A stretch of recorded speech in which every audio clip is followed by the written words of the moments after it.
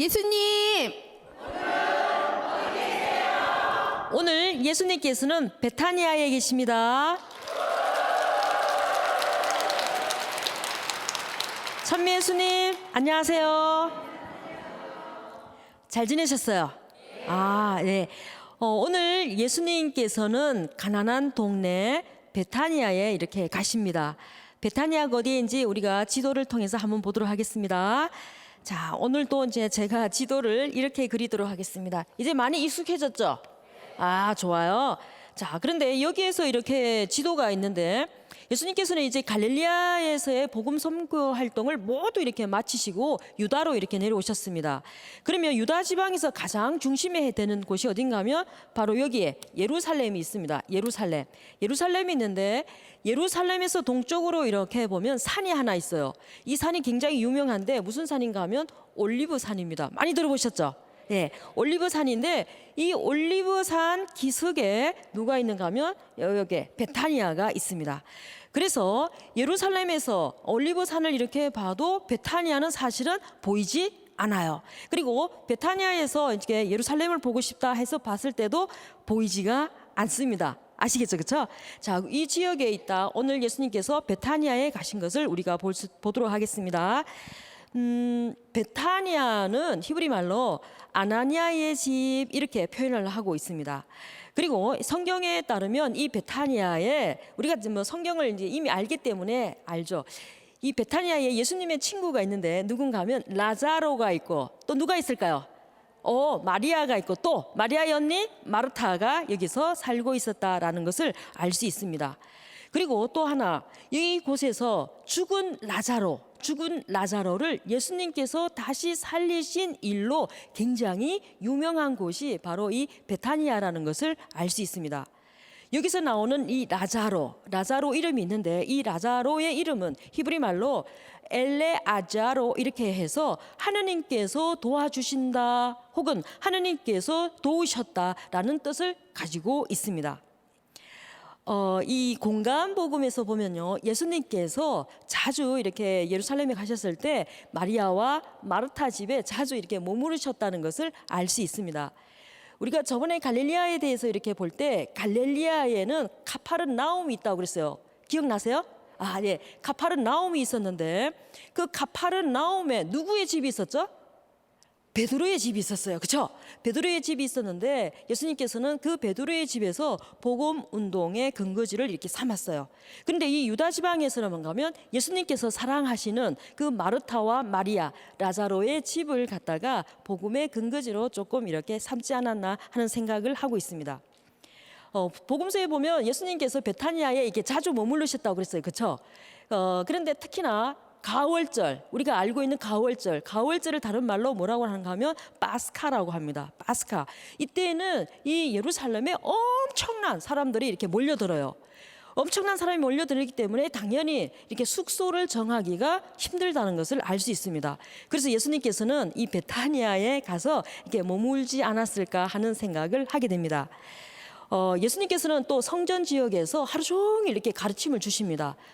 예루살렘 성전에서 하루 종일 이렇게 가르침을 주고 저녁에 되면 이 올리브산을 넘어서 베타니아에 가서 이렇게 씻었을 거다라는 생각도 하게 되죠. 신학 성경에서 이 베타니아를 성경에서 두 군데 나오고 있습니다. 하나는 우리가 금방 만났던 라자로의 남매가 살고 있었던 이 베타니아. 또 하나는 예수님께서 세례를 받으셨던 그 요르단 강을 갖다가 얘기하고 있어요.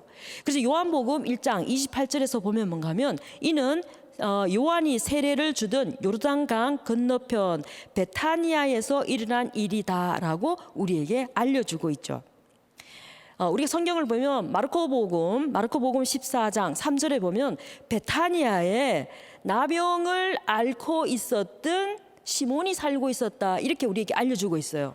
그리고 또 요한복음, 우리가 오늘 보는 이 요한복음에서도 이 라자로가 앓고 있다가 죽어요. 그렇죠?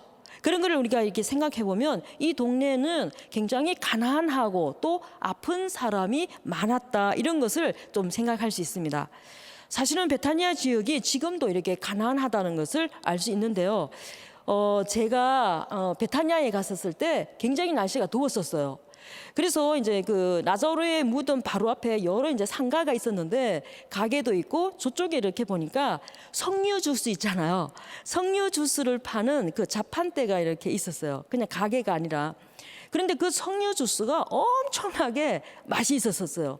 왜 맛이 있었는가 하면 이 석류 주스를 이렇게 만드는 그 사람들이 누군가 하면 어린이들이었어요. 어린이들인데 우리나라로 이렇게 보면 한 초등학교 3, 4, 5학년 정도 되는 그런 어린이들이 이제 그 석류 주스를 이렇게 파는데 이 석류가 어린이들 손보다도 더 커요. 그런데 이거를 갖다 손으로 막 이렇게 돌려서 이제 주스를 만드는데 주스를 만드는 그 손에 이 아기들의 떼꾸중물 있잖아요. 이게 같이 흘러서 이제 그게 들어가는데 그걸 마셨는데 엄청나게 이렇게 맛있었어요. 그러면서 지금도 이제 그 석류 주스가 이렇게 생각이 나는데 우리도 이스라엘에 가면 꼭 그 자리에서 석류 주스를 마셔보도록 합시다. 또 이렇게 가난하다 그거를 이렇게 알 수 있는 게 가월절 엿새 전에 가월절 이제 그 엿새 전에 예수님께서 이제 라자로 집에 갔었어요. 그랬을 때 그 마리아가 옥합 향유에서 향유를 발에 붓고 이렇게 닦은 거 기억나시죠? 그렇죠? 그 일을 이렇게 했습니다. 이때 예수님께서는 당신의 장례일을 미리 준비한 그 마리아가 영원히 기억될 거다라고 말씀을 하시죠. 하지만 그 제자들, 예수님과 함께 다니는 이 제자들은 그 비싼 향유를 발에 붓는 거는 좋지 않다. 이거를 너무나도 큰 낭비이다. 이렇게 생각을 하고 있습니다. 그러면서 뭔가 하면 가난한 사람들을 돕는 게 더 낫다라는 반응을 이렇게 보입니다. 이런 거를 보면서 베타니아에는 가난한 사람들이 많이 있었다. 이런 것을 또 알 수 있어요. 그리고 이 베타니아에 보면 무화과 나무가 굉장히 이렇게 많이 있어요. 그래서 무화과 동네라고도 이렇게 할 만큼 마르코복음 11장에서 이렇게 보면 열매를 맺지 못하는 무화과 나무를 저주하는 거 이것도 어디에서 일어났다? 베타니아 지역에서 일어났다는 것을 우리는 알 수 있습니다. 예수님께서 예루살렘에 입성하는 그 전후에 라자로 집에서 이렇게 머무르셨다는 것을 우리가 알 수 있어요. 그러면서 예수님과 그들이 아주 각별한 사이를 이렇게 지내고 있었다라는 것을 알죠. 그리고 마리아와 마르타가 오빠를 소개할 때 이렇게 소개합니다. 주님이 사랑하시는 이 이렇게 얘기해요. 주님이 사랑하시는 이 이러니까 예수님과 이들은 굉장히 이렇게 좋은 친분의 관계를 가지고 있었다. 이거를 또 우리가 알 수 있죠. 예수님께서 라자로가 죽었다는 소식을 듣습니다. 그래서 예수님께서 어디에 가세요? 여기 베타니아에 가서 누구를 살려내시죠? 라자로를 다시 살려내십니다. 라자로의 소생 기적은 요한복음에서 나오는 7가지 표징이 있습니다. 기억나세요? 그렇죠. 이 7가지 표징 중에 마지막에 나오는 그 표징입니다. 그래서 제가 다시 한번 이 7가지 표징을 한번 얘기해 보도록 하겠습니다. 첫 번째는 우리가 요한복음에 이렇게 보면 첫 번째 나오는 기적. 무슨 기적이죠? 카나의 혼인잔치 기적이잖아요. 그렇죠? 그래서 7개 표징 중에 첫 번째는 뭔가 하면 카나 혼인잔치에서 물을 포도주로 바꾸신 것입니다. 두 번째는 왕실 관리의 아들을 고쳐주심이에요. 세 번째는 뱉잡다 연못에서 38년 동안 된 그 병자를 고쳐주심입니다. 그리고 네 번째는 빵 5개로 엄청난 군중을 배불리셨던 거 기억나시죠? 그렇죠?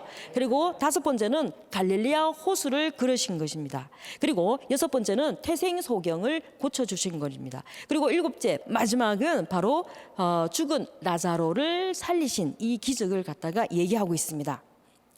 라자로의 그 소생 기정은 영예롭게도 충만함을 뜻하는 충만함을 뜻하는 7번째 기적으로서 예수님의 십자가 죽음과 부활, 예수님의 십자가 죽음과 부활을 예표하고 있다라고 우리가 생각을 했으면 좋겠습니다. 우리가 첫 번째 기적, 첫 번째 표징을 보면 카나 혼인잔치, 거기에서 이제 표징이 이루어졌는데 이것은 구원의 새로운 시대가 왔다는 것을 우리에게 알려주는 겁니다. 그리고 마지막 표징인 이 라자로의 이 소생은 새로운 시대가 예수님의 죽음과 부활로 완성될 거라는 것을 알려주죠. 그리고 첫 번째 표징은 인생의 그 기쁨과 행복을 드러내는 결혼식에서 이제 이루어졌습니다. 그런데 마지막 표징은 슬픔과 눈물로 얼룩진 어디에서 이루어졌어요? 무덤에서 이루어졌습니다. 마리아와 마르타가 이 두 자매가 예수님께 사람을 보냅니다. 그러면서 자기 오빠가 지금 앓고 있다라고 예수님께 전하라고 사람을 보내고 있습니다. 그런데 예수님께서는 곧장 가시지 않고 그게 계시던 곳에서 이틀 동안 더 머무시는 것을 볼 수 있습니다. 예수님께서는 나사로의 병은 죽음이 아니라 하나님의 영광을 드러낼 것이라 라고 말씀을 하시죠.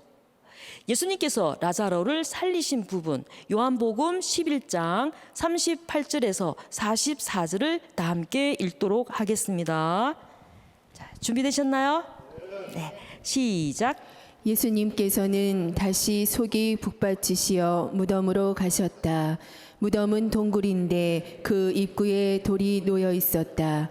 예수님께서 돌을 치워라 하시니 죽은 사람의 누이 마르타가 주님, 죽은 지 나흘이나 되어 벌써 냄새가 납니다 하였다. 예수님께서 마르타에게 말씀하셨다. 내가 믿으면 하느님의 영광을 보리라고 내가 말하지 않았느냐. 그러자 사람들이 돌을 치웠다. 예수님께서는 하늘을 우러러 보시며 말씀하셨다. 아버지, 제 말씀을 들어주셨으니 아버지께 감사드립니다. 아버지께서 언제나 제 말씀을 들어주신다는 것을 저는 알고 있습니다.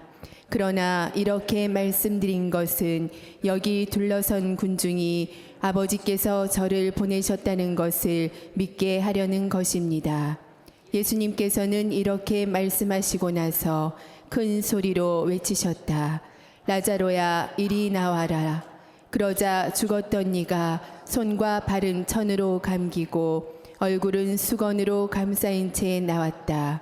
예수님께서 사람들에게 그를 풀어주어 걸어가게 하여라 하고 말씀하셨다. 네, 잘 읽으셨습니다. 예수님께서는 이렇게 말씀하시죠. 우리의 친구 라자로가 잠들었다. 내가 가서 그를 깨우겠다라고 말씀을 하시면서 이제 무덤가로 이렇게 가십니다. 그런데 라자로가 무덤에 묻힌 지가 벌써 나흘이나 지나 있을 때였다는 것을 우리는 기억을 조금 하고 있으면 좋겠습니다. 그런데 많은 유다인들이 지금 마리아와 마르타에게 막 이렇게 위로하러 왔어요. 왜? 오빠가 죽었기 때문에. 근데 우리가 유다의 장례 방법을 이렇게 장례 풍습을 한번 보도록 하겠습니다. 유다 사람들은 우리나라처럼 이렇게 3일장을 지내지 않아요. 그런데 사람이 죽은 지 8시간이 되면 무덤에 안장을 이렇게 합니다.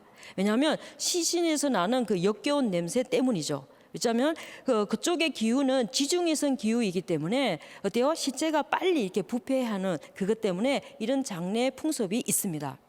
그리고 유다인에게도 우리나라도 마찬가지지만 유다인들에게도 이 장례는 굉장히 중요한 그 시간입니다. 그래서 많은 사람들이 그 상을 당한 사람들을 위로해 주기 위해서 방문을 하죠.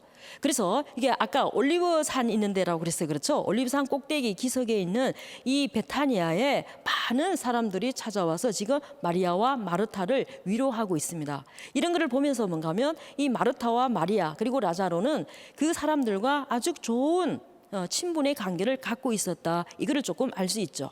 그리고 또 하나 이렇게 볼 수 있는 거는 이 집의 경제가 조금 좋았다 이런 것을 알 수 있어요. 왜냐하면 요한복음 12장에 이렇게 보면 나사로가 이제 이게 살아납니다. 살아나서 이렇게 기쁘게 잔치를 이렇게 베푸는데 예수님이 오세요. 그 잔치에 예수님이 오시고 예수님이 늘 함께 다니는 사람들이 있어요. 누구일까요?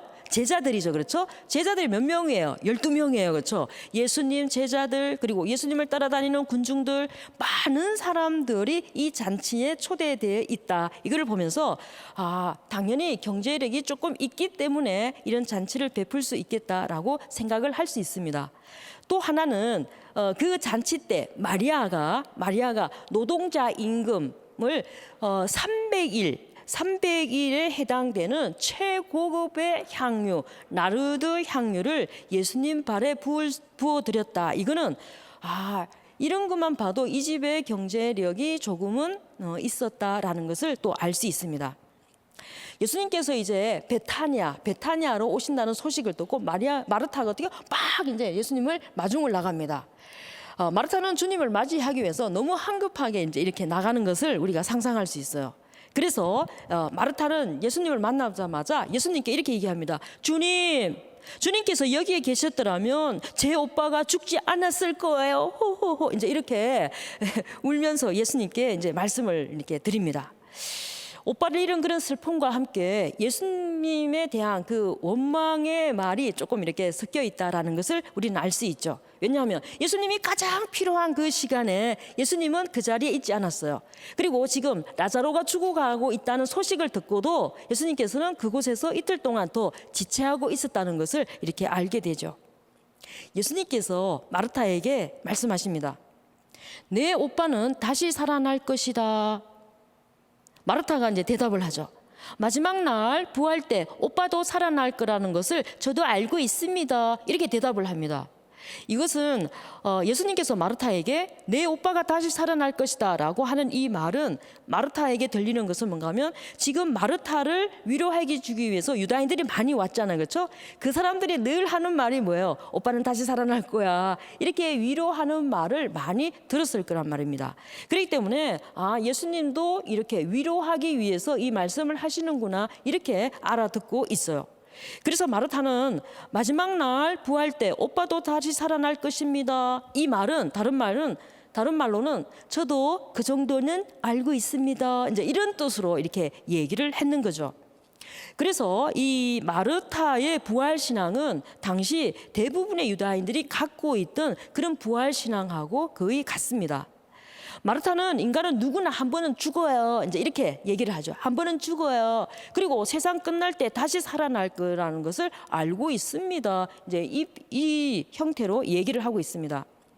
마르타가 믿고 있는 부활은 세상 종말에 이루어질 그 부활이었습니다. 마르타는 예수님께서 나는 부활이요 생명이다. 나를 믿는 사람은 죽더라도 살고 또 살아서 나를 믿는 모든 사람은 영원히 죽지 않을 것이다. 너는 이것을 믿느냐라고 말씀하시는 것을 전혀 알아듣지 못하는 그 상태입니다. 그래서 바로 지금 라자로를 살리시겠다는 그 예수님의 생각을 읽어내지 못합니다. 자, 우리가 금방 이제 성경을 이렇게 읽는 것처럼 거기에서 보면 뭘 하는가 하면 예수님께서 돌을 치워라라고 말씀하십니다. 그렇죠? 돌을 치워라 이렇게 말씀을 하시는데 이 마르타는 예수님의 말씀을 알아듣지 못하기 때문에 예수님을 또 이렇게 막습니다. 돌을 치워라 하는데 안 됩니다라고 이제 하면서 또 나타납니다. 그러면서 이 마르타는 예수님께 이미 상황을 돌이킬 수 없다 이걸 갖다가 계속 강조를 해요. 그러면서 예수님께 주님 죽은 지 나흘이나 되어서 벌써 냄새가 납니다 이렇게 하면서 불가능합니다 이거를 계속적으로 강조하고 있는 게 바로 마르타입니다. 라자로는 죽은 지 벌써 나흘이나 되었고 악취가 난다고 하면서 죽은 지 나흘이나 된 사람을 예수님께서도 도저히 어떻게 할 도리가 없다라는 것을 계속적으로 얘기를 합니다. 누가? 마르타가. 이제 우리가 그거를 이제 볼 수 있어요. 마르타는 예수님이 하시는 말씀을 잘 알아듣지 못한 이 상태였죠. 그러면서 예수님께서 지금 하시고자 하는 일을 계속적으로 가로막고 있는 게 누구예요? 바로 마르타라는 것을 알 수 있습니다. 무덤을 해서 돌을 치워라 이렇게 말씀을 하셨을 때 이 마르타가 죽은 지 나흘이나 되어서 냄새가 난다라는 것은 바로 마르타에게 믿음이 전혀 없다는 것을 얘기하고 있습니다. 예수님께서는 마르타에 대한 그 꾸지람으로 믿음을 강조하십니다. 믿음을 강조하십니다. 뭘 강조한다고요? 믿음을 강조하고 있습니다. 내가 믿으면 하나님의 영광을 보리라고 내가 말하지 않았느냐 이렇게 합니다. 그리고 이 예수님께서는 하나님 아버지께 감사의 기도를 이렇게 바치는 거죠. 예수님께서 이렇게 기도를 이렇게 하시는 그 목적은 많은 사람들을 믿음으로 이끌게 하기 위해서라는 것을 오늘 다시 한번 이렇게 보여주고 있습니다. 그리고 무덤 속에 있는 나자로를 부르십니다. 나자로야 나오너라. 나자로야 나오너라. 이렇게 말씀을 하시죠. 이 명령에 나자로는 살아서 걸어 나오는 놀라운 표징이 여기서 실현되고 있습니다. 이 놀라운 표징이 나자로에게만 일어나는 것이 아니라 지금 우리에게도 일어나고 있습니다. 예수님께서는 우리의 어두운 삶, 샘기 없고 실망에 찬 삶, 그리고 비참 속에 살아가는 우리의 삶, 영적 어둠에 있는 우리의 삶 안에서 우리 각자의 이름을 부르시면서 그 속에서 나오라고 부르시고 계십니다. 일마야 나오느라, 아네스야 나오느라, 요셉 나오느라, 사베리오 나오느라, 이렇게 하면서 거기에서 나오도록 우리를 지금 부르고 계십니다. 만약 우리가 한번 상상해 볼 수 있어요. 라자로가 예수님의 말을 믿지 않았다면 어쩌면 이렇게 말할 수도 있었어요. 예수님 아세요? 이것도 그렇게 나쁜 곳이 아니에요. 축축하고 더럽고 바퀴벌레가 있고 냄새가 나는 곳이지만 그래도 지낼만 합니다. 이렇게 얘기할 수가 있을 겁니다. 그런데 이 라자로는 예수님에 대한 믿음으로 그 죽음에서 나왔다는 것을 우리가 기억할 수 있습니다. 예수님께서는 내가 믿으면 하나님의 영광을 보리라 라고 말씀을 하십니다. 믿음이란 믿음이란 모든 이들에게 일어날 수 있는 것 중에 하나이죠. 그리고 이 믿음은 엄청난 힘을 발휘할 수 있는 것 중에 하나입니다. 오늘 베타니아에서 우리를 어두움에서 그리고 상처에서 비참 속에서 고통 속에서 영적의 어두움 삶에서 그리고 참된 진리이신 하나님께 오리를 보면서 믿고 있는 거짓됨에서 나오라고 우리를 부르시고 계십니다. 예수님께서 말씀하십니다. 나는 부활이요 생명이다. 다 같이 해볼까요? 자, 시작. 나는 부활이요 생명이다. 다시 한번 시작. 나는 부활이요 생명이다. 우리 모두 부활하신 그리고 생명이신 예수님께 나아가도록 합시다. 예수님께 나아가는데 그 누구도 막지 않습니다. 그렇죠? 다음 시간에 뵙겠습니다. 감사합니다.